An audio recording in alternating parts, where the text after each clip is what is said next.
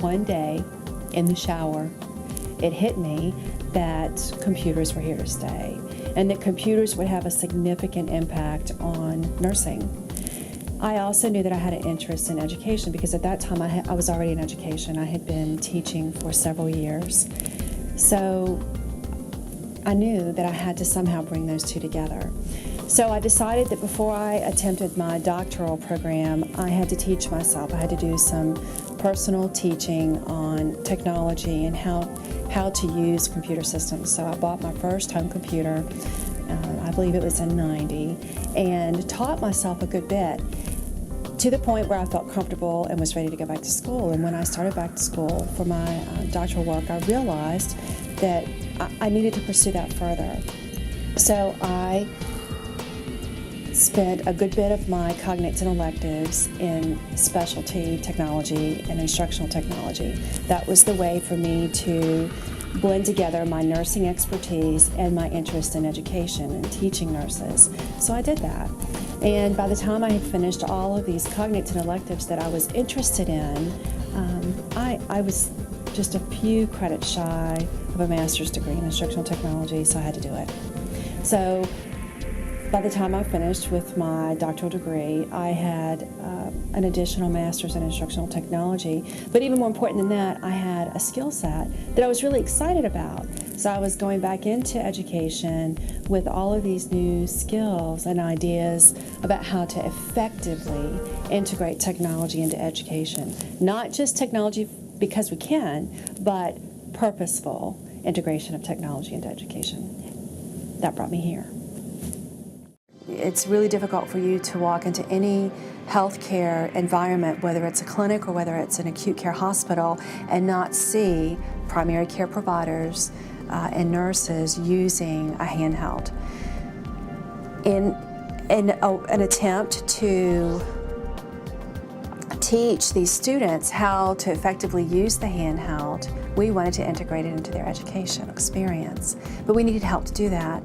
We needed funding. We needed to have the hardware. We needed guidance about how to effectively integrate it into an educational experience. So the Innovative Technology Center funded a project for us where we incorporated handheld technology into a nurse practitioner program.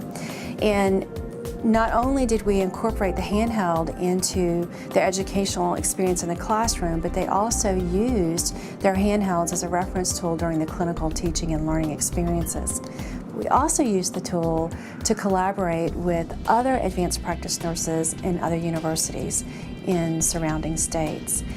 We used some of the technology on the handheld. We used Skype to connect these students both synchronously and asynchronously, and we used a SharePoint collaboration tool for the students to be able to share resources and files and documents. We turned the project into research by exploring how would these students most effectively use this. We got feedback from them. How would you use it? How would you continue to use it? How will you use it in the future? We learned a lot of lessons from the students. They really taught us a lot about how to effectively use the tool, and they came up with ideas that we had never envisioned. For example, the students wanted to use the handheld to practice dictation. They're required to dictate when they graduate, yet we don't have any tools to really support dictation. So they begin using their handhelds to dictate and share those files with their classmates and their faculty to get feedback about their dictation skills. So the project was successful. Not only did we learn how to use it, but we learned ways that it's not fully helpful. Students didn't find it useful to call one another using Skype on their handheld. It was a little cumbersome, and they would just as soon picked up their cell phones. But what they did value is the opportunity to use their handheld to connect with international students. Not have a fee for calling, yet have the technology to be able to do that. So our next step is to connect our students with international students for the purpose of learning transcultural nursing and a way of experiencing some transcultural healthcare with students that can share experiences with one another. With funding that would be offered through the Tiger Initiative, I may have the ability to connect nurse educators from across the state of Tennessee using Second Life. And while we're connected in Second Life, we can demonstrate some of the various tools that can be used effectively in teaching and in education. We may be able to build operating rooms. We could build simulation labs in Second Life. We could all meet and connect, the educators could meet and connect in a virtual classroom where we are exploring different technologies.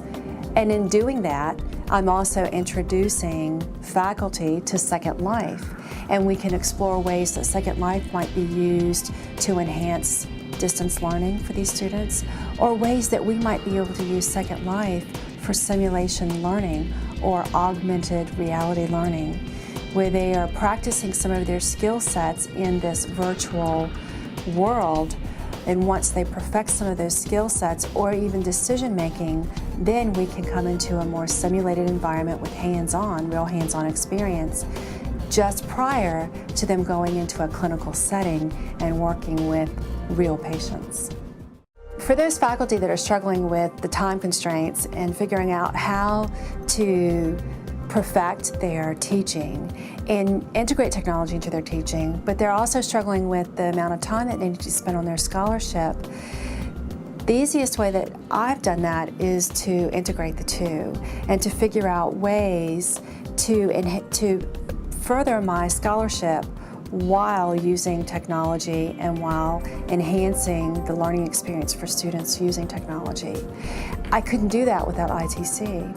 Now, with their recent initiatives, they're not only helping me to integrate technology into the classroom in the clinical setting, but they're also supporting and helping me with the technology that I might use for my research. And it just so happens for me, that's in education as well. So it's a very easy transition for me to integrate those two, and I believe that it's possible for other faculty who are struggling with the idea of how can I devote any more time to my teaching and how to integrate technology into it, finding the time to do that. Well, the answer is with ITC's help. They help with research, they help with the teaching, they help with integrating the two.